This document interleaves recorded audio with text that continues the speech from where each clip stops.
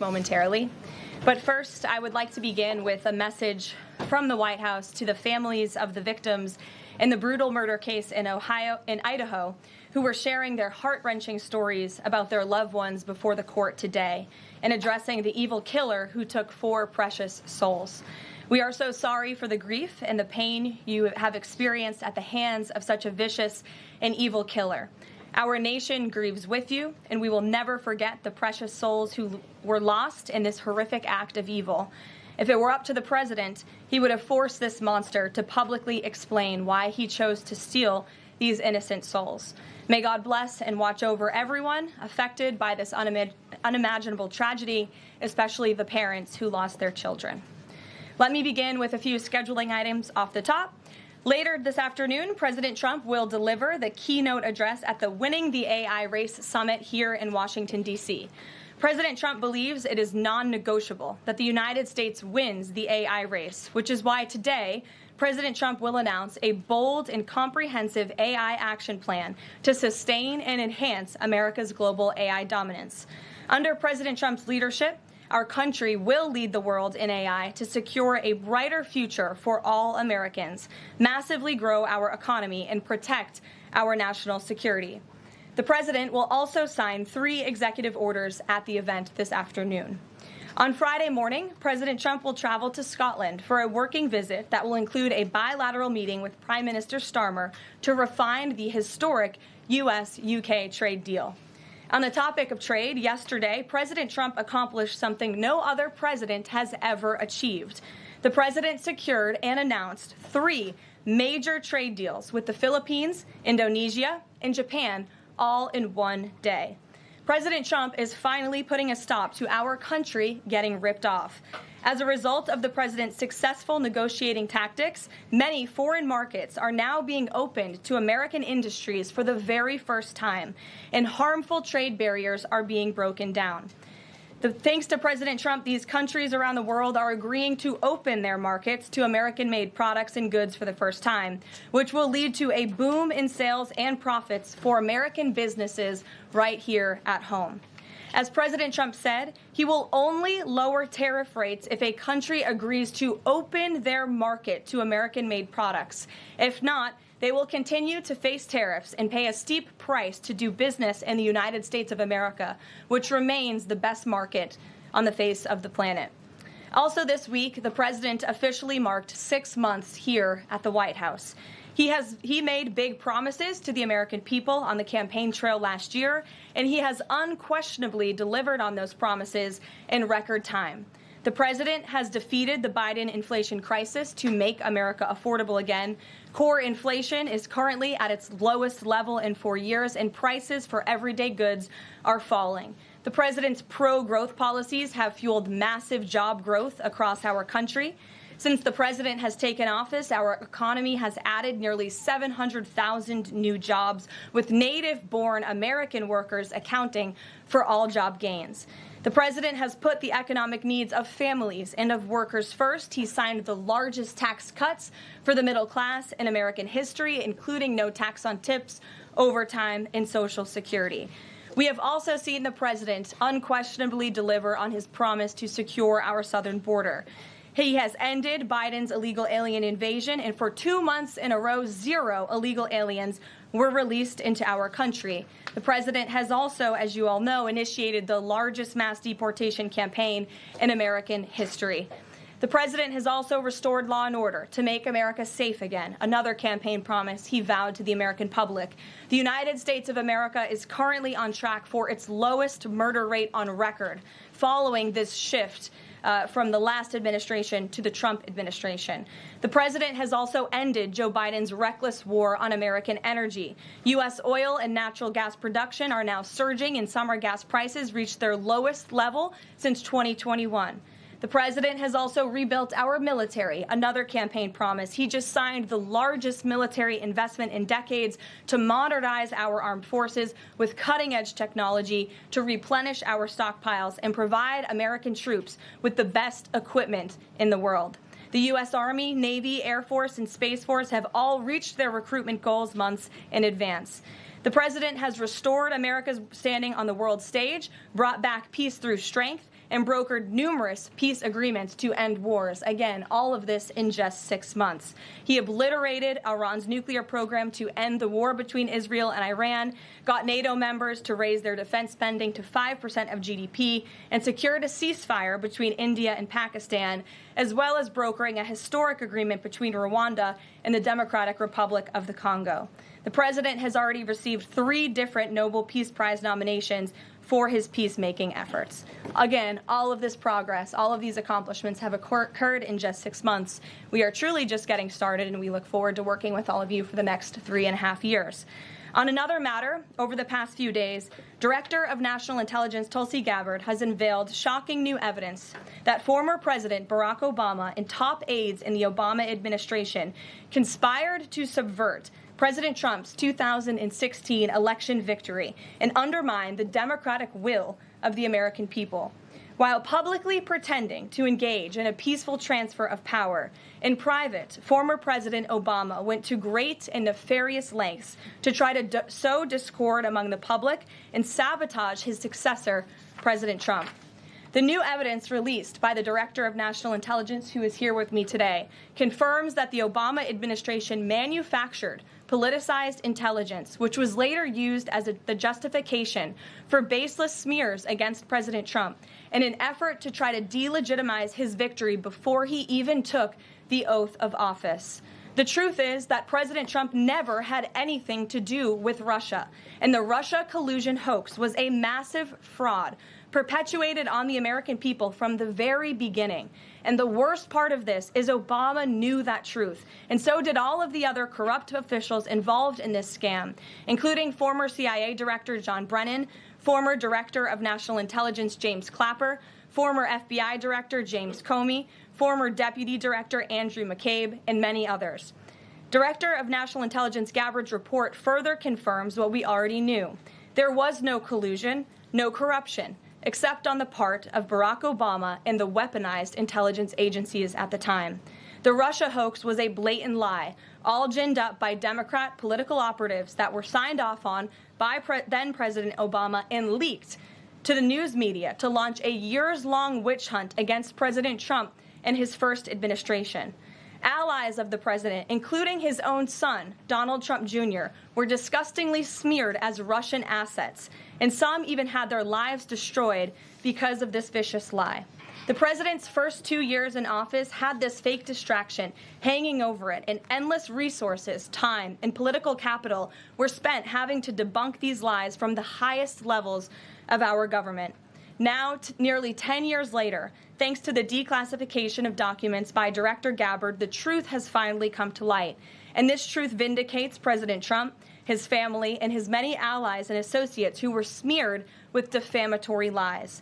President Trump was right from the beginning about all of this, and we are grateful that justice can be served. Now, we have even more damning evidence implicating those who tried to sabotage a duly elected president and did grave material harm to our republic.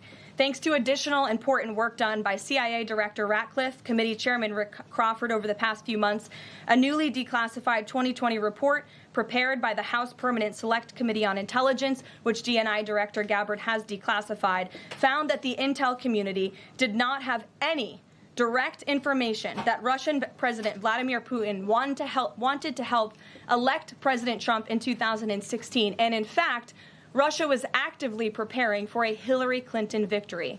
But at the unusual direction of Barack Obama at the time, the intel community published implausible intelligence suggesting otherwise. Why? To sabotage the incoming president. This is truly one of the greatest political scandals in American history. And reporters at legacy outlets, some of which are sitting in this room today, like the New York Times and the Washington Post, were ridiculously awarded Pulitzer Prizes for their perpetuation of this hoax. It's well past time for those awards to be stripped from the journalists who receive them. It is not journalism to propagate political disinformation in service of the Democrat Party and those in the intelligence community who hand over out of context and fake intelligence to push a false political narrative. I will now pass it over to the Director of National Intelligence, Tulsi Gabbard, to speak more about all of this, and then we will open it up for questions afterwards. Tulsi, thank you for being here. Thank you very much. Good afternoon. at President Trump's direction and with the support and coordination with the House Intelligence Committee Chairman Rick Crawford, today we've released a declassified Oversight Majority Staff report that was produced in September of 2020.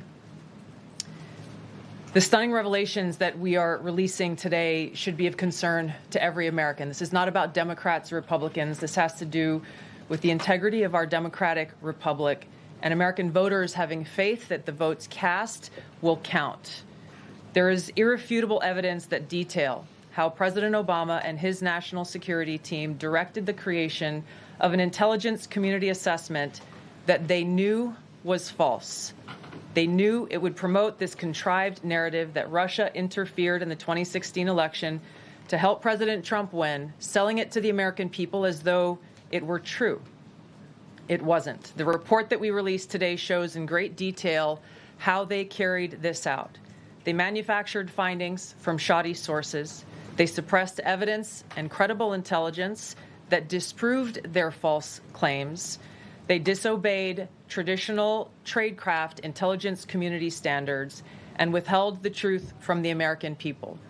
In doing so, they conspired to subvert the will of the American people who elected Donald Trump in that election in November of 2016.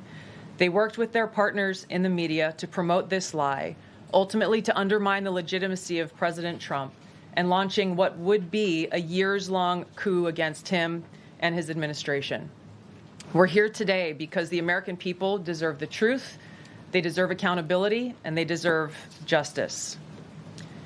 The records that we released on Friday that were ODNI records, Senator Chuck Grassley's release on Monday of what is known as the Clinton Annex, which was an appendix to the Department of Justice Office of Inspector General's 2018 report, as well as the House Intelligence Committee's majority oversight report that we're releasing today, all come back to and confirm the same report.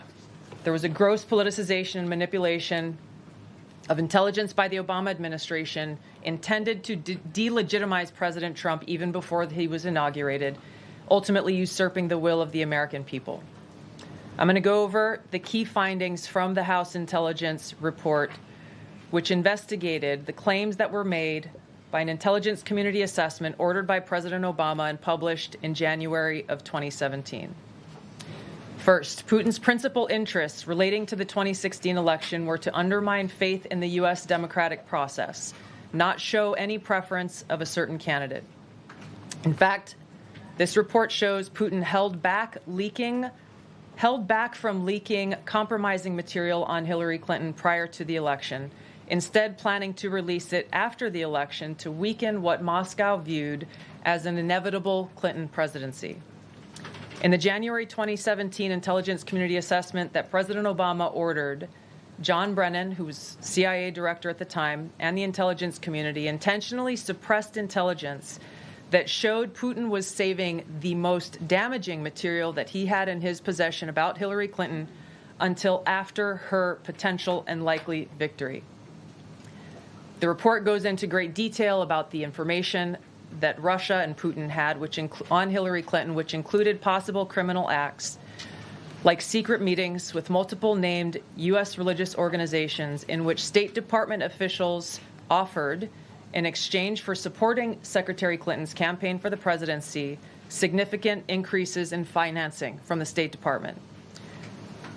They also had documents that showed the patronage of the State Department to State Department employees who would go and support Hillary Clinton's presidential campaign.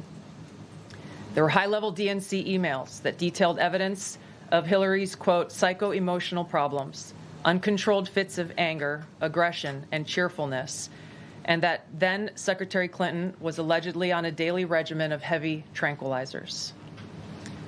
Then CIA Director Brennan and the intelligence community mischaracterized intelligence and relied on dubious substandard sources to create a contrived false narrative that Putin developed a quote-unquote clear preference for Trump. Brennan and the IC misled lawmakers by referencing the debunked Steele dossier to assess quote-unquote Russia's plans and intentions, falsely suggesting that this dossier had intelligence value when he knew that it was discredited. The intelligence community excluded significant intelligence and ignored or selectively quoted reliable intelligence that contradicted the intelligence community assessment's key findings on Putin's alleged support for Trump. Including this intelligence reporting would have exposed the ICA's claim as implausible, if not ridiculous. The intelligence community assessment omitted reliably sourced information, such as how some Russian intelligence officials were, quote unquote, planning for candidate Hillary Clinton's victory, while others assessed neither Trump nor Clinton would respect Russia's interests.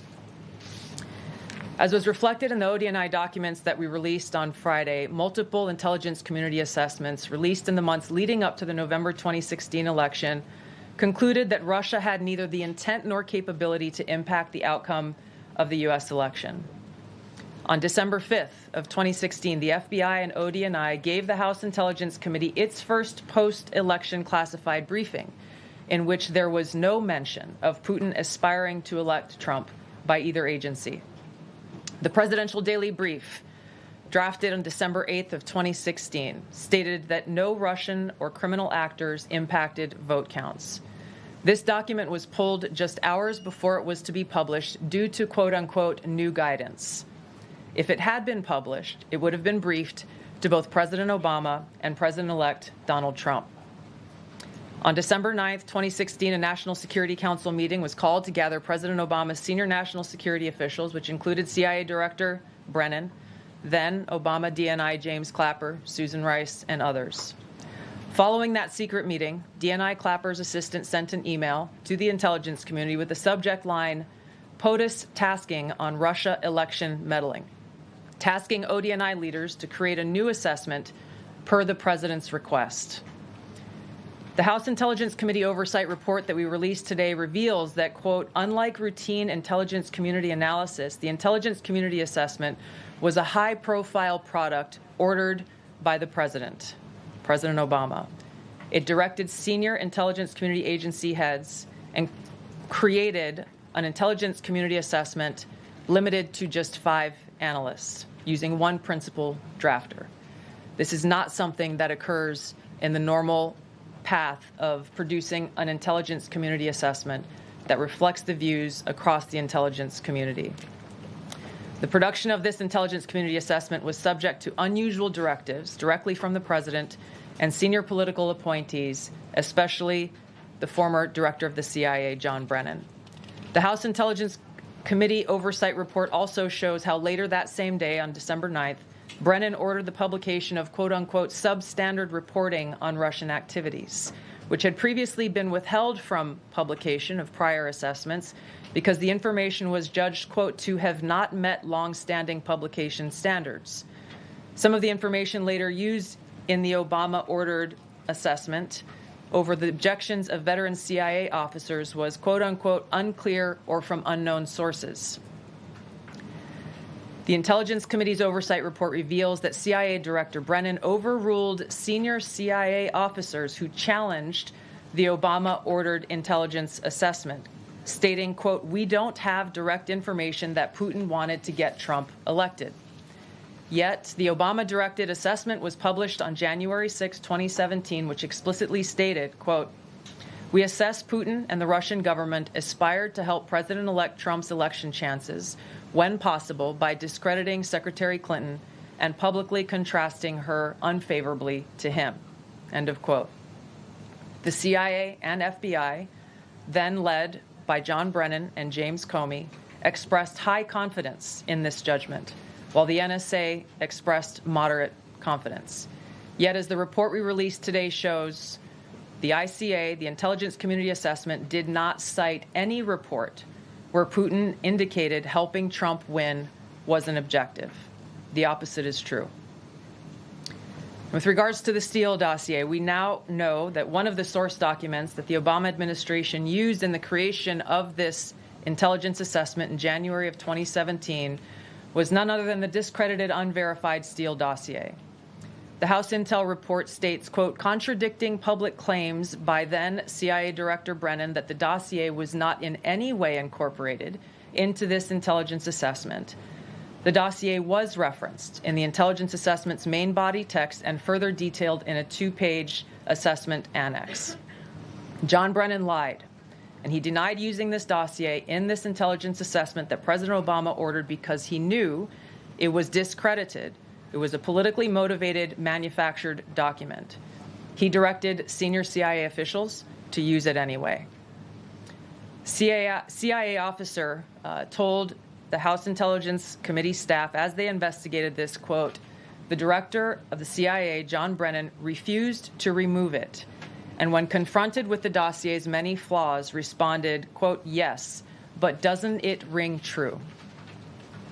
Even the bipartisan Senate Select Committee on Intelligence report published in 2020 criticized the FBI's handling of the Steele dossier, noting its completely unverified nature and purposeful sidestepping of intelligence community procedures in its use. Now, President Obama, Hillary Clinton, John Brennan, James Clapper, James Comey, and others, including their mouthpieces in the media, knowingly lied as they repeated the contrived narrative that was created in this January 2017 intelligence community assessment with high confidence as though it were fact. John Brennan, as CIA director, stated in a memo to his agency staff in December of 2016, saying, quote, "There is strong consensus among us on the scope, nature, and intent of Russian interference in our presidential election." This was reported by NBC News, confirming that Brennan, along with James Clapper and James Comey, agreed with the CIA's assessment that Russia intervened to help Trump win the presidency. As Obama's director of national intelligence, James Clapper was tasked with overseeing the creation of this assessment in January of 2017 by President Obama, and he expressed confidence in its findings. In a 2018 interview with the Harvard Gazette, he talked about how he provided Trump with the same classified assessment that President Obama received, which included the high confidence judgment that Putin directly ordered the hacking and election interference. Clapper then went on to add, "I think they, the Russians, actually influenced the outcome." This is a brief summary of the details that you'll find within the House Majority Staff's report in their investigation into the Obama-directed January 2017 Intelligence Community Assessment that leads us to the very same conclusion that we announced in the release of our documents on Friday. The implications of this are far-reaching and have to do with the integrity of our democratic republic. It has to do with an outgoing president taking action to manufacture intelligence to undermine and usurp the will of the American people in that election and launch what would be a years-long coup against the incoming President of the United States, Donald Trump. Thank you. Well, thank you, Tulsi. And we do want to take questions on this topic while the director has time for this topic. She will leave. I'm happy to take questions on other matters after that. But if anyone has questions for Director Gabbard, you're welcome to ask them. We'll start with our new media seat, as always. Emily, go ahead. Thank you. And Director Gabbard, this one is for you. Do you believe that any of this new information implicates former President Obama in criminal behavior? We have referred and will continue to refer all of these documents to the Department of Justice and the FBI to investigate the criminal implications of this. For even former President Obama? Correct. The evidence that we have found and that we have released directly point to President Obama leading the manufacturing of this intelligence assessment. There are multiple pieces of evidence and intelligence that confirm that fact. Ed, go ahead. Director Gabbard, thank you. So just two questions, but to begin on that. The President yesterday, you've inferred that the former President helped lead a coup. Based on what you now see, do you believe President Obama is guilty of treason? I'm leaving the criminal charges to the Department of Justice. I am not an attorney, but as I've said previously, when you look at the intent behind creating a fake manufactured intelligence document that directly contradicts multiple assessments that were created by the intelligence community, the expressed intent and what followed afterward can only be described as a years-long coup and a treasonous conspiracy against the American people, our republic, and an attempt to undermine President Trump's administration. The Senate Intelligence Committee spent several years looking into this and unanimously agreed in a bipartisan fashion, Secretary of State Rubio was a member of that committee, that there was no political interference.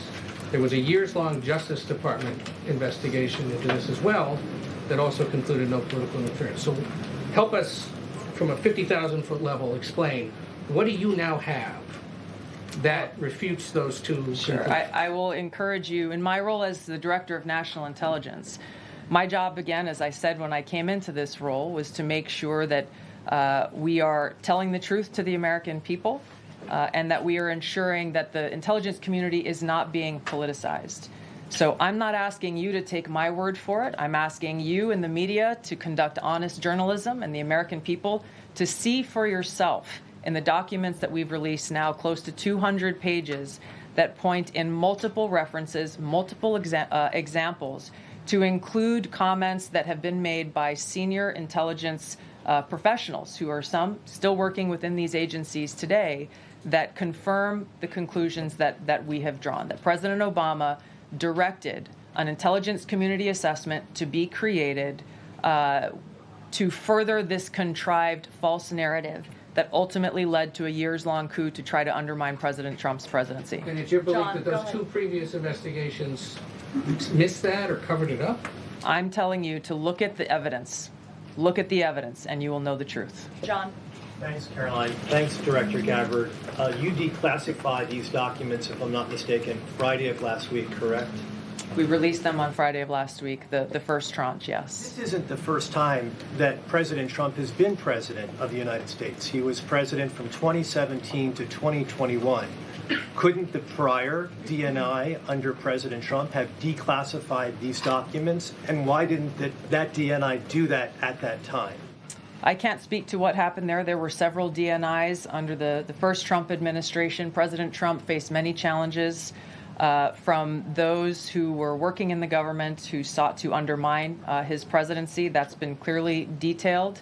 What I can speak to is the fact that this was one of the first things that we started to investigate here within this Trump administration and have released the results upon the conclusion of our investigation. And then my second question has to do with what intelligence agencies around the world have said about Russia, that they have tried to influence elections in the United States, in France, in Germany, in the UK.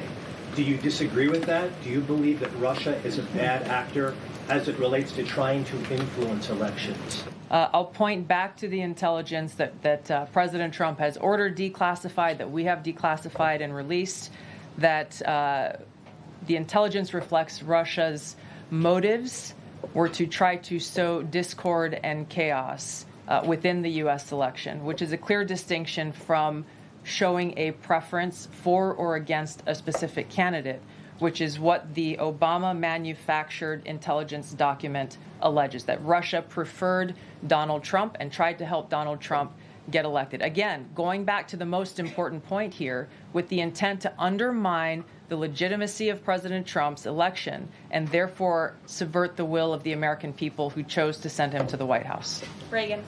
Thanks, Caroline. Director Gabbard, Reagan Reese with the Daily Caller. You laid out that the documents revealed that the Obama administration did not publish a December 2016 presidential daily briefing that demonstrated that Russia did not steal the election. Trump was receiving these briefings at the time because he was president-elect. Are you of the view that that information was kept out of the briefing because then President-elect Donald Trump would have seen it? I don't have any documents that speak to exactly what the new guidance was that was given as the reason for pulling that document, which, by the way, still has never been published until we released it last week, Friday. One could assume that they didn't want President Trump to see a document that came from the intelligence community that would contradict the Russia hoax narrative that began through the Hillary Clinton campaign with the Steele dossier. One more. Maybe either for you or Caroline. The president said yesterday that Obama committed treason. Do you or the White House believe that the Supreme Court's immunity decision protects Obama from prosecution? Look, I can speak to the president's feelings on this matter. He spoke to all of you yesterday in the Oval Office, but I also spoke to him about this morning. And he wants to see all those who perpetuated this fraud against our country, who betrayed our country, and the Constitution to be thoroughly investigated and held accountable. And it's been 10 years of this. And I would just add, based on everything the director has said and declassified, all of you in this room should go through it and take a look at this report and review the intelligence, because unfortunately that hasn't happened. And many of the people who perpetuated this hoax, Clapper, Andy McCabe, James Comey, and many others, have been hired by major networks in this room to go on television and continue to spew these lies, knowing that they are lies. And if you all recall, just flashback to 2016 and the years after, the entire Trump 1 presidency was embroiled in this scandal that was perpetuated by the Democrat Party. And you had major Democrat Party officials in this city, namely Adam Schiff, Hillary Clinton, Elizabeth Warren, who went on television and told the American people Donald Trump is an asset of Russia. It was a lie. They always knew it. Hillary Clinton herself said that President Trump would be a puppet for Putin. Senator Tim Kaine at the time called President Trump Vladimir Putin's defense lawyer. Adam Schiff stated, and one of the worst things a lawmaker can do is to tell the American people, I know something you don't know, it's just classified and I can't tell you. And that's what he said. I can tell you that the case is more than that. I can't go into the particulars, but there is more than circumstantial evidence now. And not enough people in this room, not enough journalists in this country pushed Adam Schiff to say, what are you talking about? What evidence do you have? Everybody just ran with the lies, and it led to impeachments. It led to the division of our country. Unfortunately, so many Americans, from listening to outlets in this room, believed in these lies. And it's a complete scam, and it's a scandal, and the president wants to see accountability for that. Phil. Thank you. Question for Director Gabbard. A spokesperson for former President Obama said in a statement earlier this week, quote, nothing in the documents issued last week undercuts the widely accepted conclusion that Russia worked to influence the 2016 election but did not successfully manipulate any votes. How do you respond to critics like former President Obama and also others on the Hill who say that the administration is conflating apples and oranges here, conflating allegations of actual hacking of voter machines and allegations of interference generally?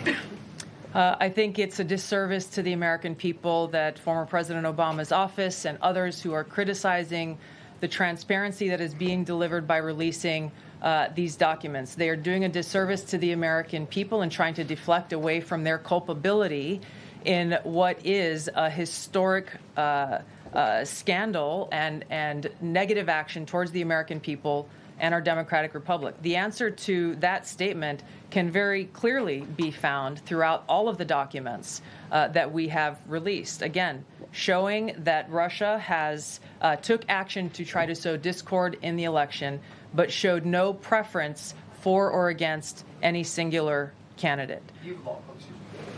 You've long been an opponent of weaponization in government. How do you respond to criticism that referring Obama administration officials and even potentially the former president is just more weaponization and this is a potential race to the bottom? I think that's a very disrespectful attack on the American people who deserve the truth. They deserve to have faith and trust in the integrity of our democratic republic, which has been undermined by President Obama through his direction of this manufactured fake intelligence document, knowing that it was filled with lies and knowing that it would and could then be used for all of the actions that came after. Karoline. And I would just add, there needs to be accountability for that weaponization, Phil, that we've seen. And no one has been a victim of the weaponized government more than President Trump, not just because of this political scandal. You all recall his house was raided.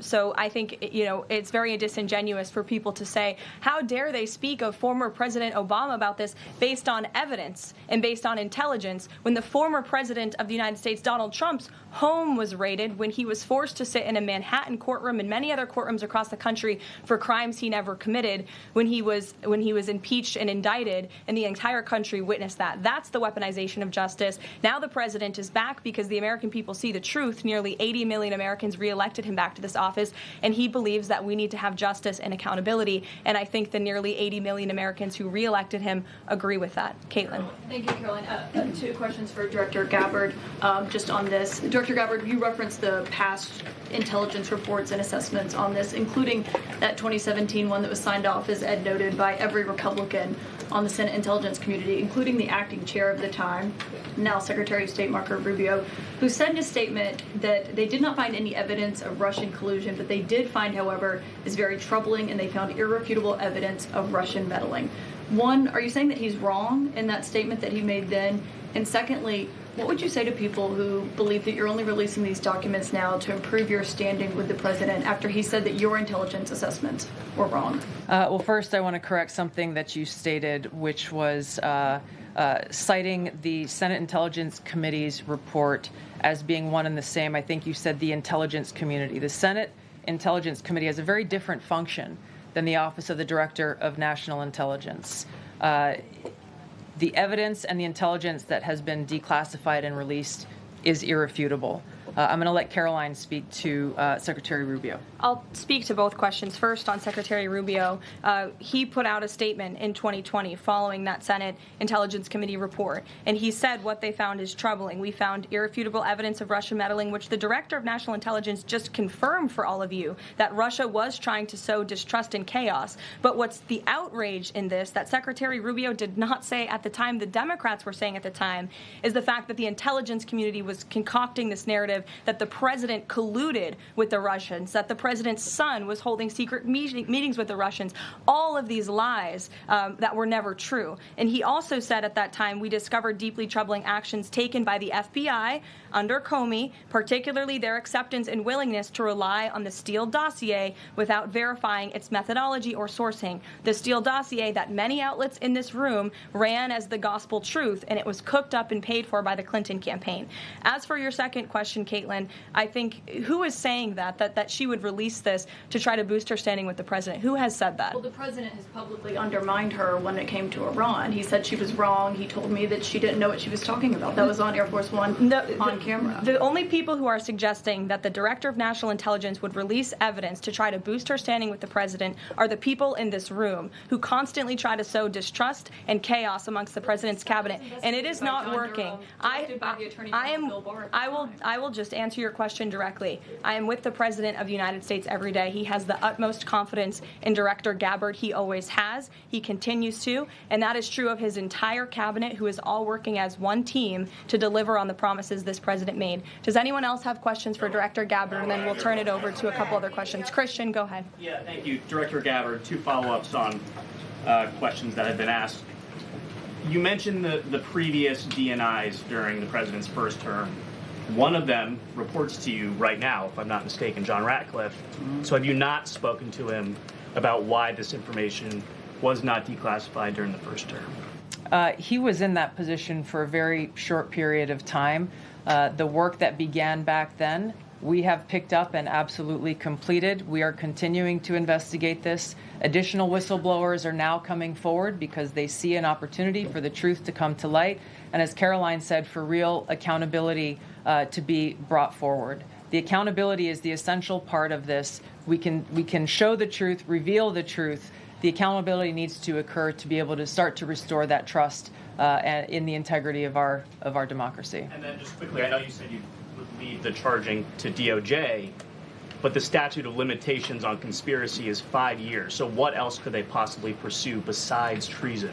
I think that's a great question for Attorney General Pam Bondi. We are providing all of the evidence, all of the intelligence that we have, both redacted and unredacted versions, referring it to the Department of Justice and the FBI. We'll take one more. Charlie, go ahead. How credible was the information about Hillary Clinton's power from you? The report said that it was from sourced from the DNC. Have you seen that information? Or do you think that maybe Russia was overemphasizing what they had? All I have seen is what the Intelligence Committee have reported through their investigation. I think the underlying point there is that we understand from intelligence what Russia said that they had. And the important point here is that if they were trying to influence the election, as President Obama and James Clapper and John Brennan, everybody said they were doing in order to support Donald Trump's election, they would have released the most damning of that information, some of which I detailed here. You'll find the rest in the report prior to the election to help Donald Trump win. They specifically withheld what they had on her, the most damning information, because they thought that she would win the election. They had plans to release it just prior to her inauguration to, again, sow discord and chaos in America. And if I may, on Jeffrey Epstein, can you rule out that he was connected in some way to any kind of intelligence, either foreign or domestic? I haven't seen any evidence or information that reflects that. If anything comes before me that changes that in any way, support the president's statement loud and clear. If any credible evidence comes forward, he wants the American people to see it. Great. Director Gabbard, we thank you for Thank your you. time today. I know you're a busy woman, Thank so you. we'll let you get out of here, but thank you so much. Okay.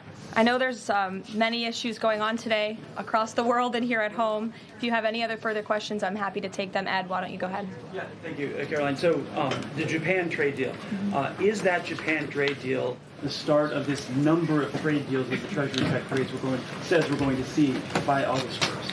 I think it is. I mean, as you said, we had Japan yesterday. We also had Indonesia, and we had the Philippines as well. The president announcing all three. He came in as the closer in all three of those. I've said many times from this podium that the president's trade team has been in active talks and discussions with many countries around the world, and you've all been anxiously awaiting what those countries were. Now you know three of them, and there's many, many more to go. We have now sent 25 letters to countries around the world. But just to reiterate this Japan deal, for those at home who may have missed it, Japan will now pay a 15% tariff versus the reciprocal rate of 24% that they initially had. Auto and auto parts tariffs have been reduced to 15%. But the centerpiece of this deal now is the president got Japan to commit to $550 billion in investments to revitalize American industries. And these funds will be spent at President Trump's discretion and direction into key industries such as energy, semiconductors, critical minerals, pharmaceuticals, and shipbuilding.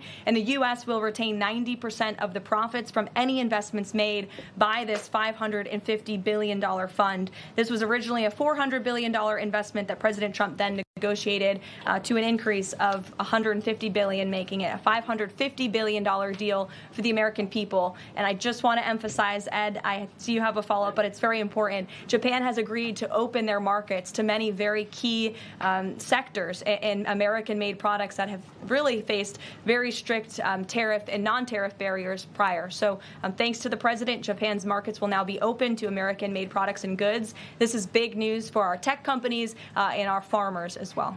On Monday, the Treasury Secretary is going to Stockholm to talk to the Chinese delegation. What does the president hope to get out of that meeting? Are there deliverables? I won't speak to any deliverables or set expectations. I'll let the Secretary of Treasury do that. But I did speak to him yesterday about his upcoming trip, and he looks forward to continuing discussions with his Chinese counterparts.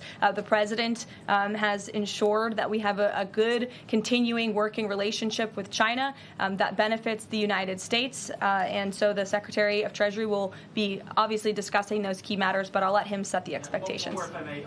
Sure. Given what the DNI just said and laid out, does President Trump believe that President Obama should go to jail for something? Look, the president believes that this matter needs to be thoroughly investigated, and anyone convicted of crime should be held accountable in this country.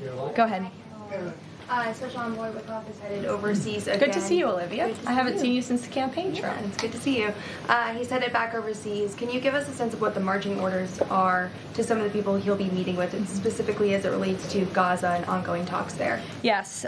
Special Envoy Wickoff is headed to Europe, where he will meet with key leaders from the Middle East to discuss the ongoing ceasefire proposal to end this conflict in Gaza and to release the hostages. These are very sensitive negotiations that are currently taking place. I spoke to Special Envoy Wickoff last night about them. I will let him speak further on the matter, but the President and Special Envoy Wickoff has made the administration's goals clear. We want this ceasefire to happen as soon as possible, and we want these hostages to be released. Go ahead. A Florida federal judge has refused to allow the Epstein grand jury materials to be released. Does the president want the administration or Department of Justice to appeal that ruling? That was just breaking as the director and I were coming out here, so I haven't had a chance to talk to the president about it. I understand there are 2 other requests from the Department of Justice that are ongoing, but I'll let this president speak to whether he wants to see an appeal. And the Department of Justice, I'm sure, can give you a statement on that as well. And is he supportive of the effort to talk to Ghislaine Maxwell? I know that Todd Blanchard mentioned that earlier this week. The president spoke to this yesterday, and he said he thinks it's an appropriate idea. Kelly. What is the accountability that you would like to see if this current president is the one who brought the case to the Supreme Court and Chief Justice Roberts made clear in his opinion that a sitting president's responsibilities in office cannot lead to prosecution, immunity?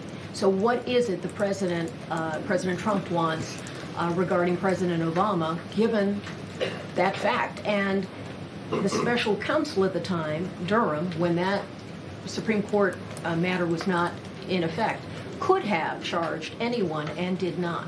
So on those 2 points, how do you respond? Look, the president has made it clear that he wanted these documents to be declassified. He wanted the American people to see the truth, and now he wants those who perpetuated these lies and this scandal to be held accountable. As for what accountability looks like, as the director said, it's in the Department of Justice's hands, and we trust them to move this ball forward. But you would agree President Obama cannot be charged based on that immunity? Again, I'll leave that to the Department of Justice. Stephanie. In light of the Japan deal, are sectoral tariffs now up for negotiation with trading partners? And in a similar note, are these negotiators asking for investment funds, sort of like what Japan had agreed to? As for sectoral tariffs, I understand that the president continues to be in talks with our Secretary of Commerce. We have made commitments on various sectoral tariffs, as you know. The Department of Commerce has initiated studies to then move forward with implementing those sectoral tariffs. So I would defer you to them for further comment. Meredith. I wanted to ask if the White House has any update on the Commerce Department employee who's been detained or banned from exiting China, and if there are any efforts to get him out. I can assure you and the American people that the administration is actively monitoring the situation and engaged, but typically we don't comment on individual cases like this as we are sorting them out. Sure. Yeah. Behind you, Dr. Harper. Sorry. Go ahead to the lady sitting down in the blue. Yes. Okay. What's your name? What's your name? My name is Karoline also. Caroline Boda with the Center Square. Great. So Republicans in the Senate today said that they are pulling back on legislation to impose sanctions on Russia after the president said he wants to act unilaterally. Can you elaborate on what the president intends to do? Look, the president has been in very close communication with his friends in the Senate, particularly Senator Lindsey Graham, on this issue. But the president has always maintained, he's the commander-in-chief and the president for a reason, and he has been deeply involved in this conflict since the beginning. And so any decisions that are made with respect to sanctions, the president wants to reserve that authority and that right to himself. Jasmine. Thanks, Caroline. 2 questions for you. The first on AI. Does President Trump support federal agencies contracting with Elon Musk's AI company? I don't think so, no. Okay, so he would want the DOJ to then cancel the contract with Roth. I'll talk to him about it, yes. And my second question, just, obviously the developments with the Epstein case with the judge, but I wonder, has the White House counsel, the DOJ explored any other documents that could be released to the public that don't have to do with that grand jury testimony? To my knowledge, the Department of Justice has moved forward with the request to unseal that grand jury testimony, and as you know, they have also moved forward with interviewing Ms. Maxwell, which I believe will be taking place very soon. Go ahead. Sure. Thanks, Caroline. I have a question about Paul Ingrassia, the OSC nominee who faces a Senate committee hearing tomorrow. Tom Tillis said that he wouldn't vote for Ingrassia if a vote came to the Senate floor. 24 worker advocacy groups have said that they don't support his nomination. What is the White House planning to do to sort of turn the tide or convince legislators that they should vote for him? The White House is always in communication with members of both the Senate and the House, and we stand by the president's nominees. Sure. In connection with the Mueller investigation, a grand jury indicted 13 Russians. President Putin has said he will never extradite those men. Given the new information that Ms. Gabbard has found, What's the administration's position on that case? Should those charges be dropped? I don't have an update for you on that case, but I'll check in with the National Security Council, and our team will get you something. Sure. Thank you so much. So Fannie Willis and Jack Smith separately, they both charged President Trump with conspiracy to defraud the United States and a conspiracy to overturn the 2020 election. And now it turns out we're confirming that Obama and his cronies were doing that the whole time in 2016 on a massive scale, falsifying documents and having their intel agencies do this. What does this say about the 2020 election? And also, what's your thoughts on the irony here? There is a lot of irony, especially for the party of the Democrat Party, who claims to be for democracy. We often heard throughout the 2024 campaign they were calling this president a threat to democracy. And now I think the declassification of all of these documents proves that they were indeed the true threat to democracy. And as I said repeatedly today, there needs to be justice and accountability for that. You all will hear directly from the president later this afternoon at the AI Summit here in Washington, D.C., scheduled to speak later in a few hours. So we will see you all there. Thank you very much.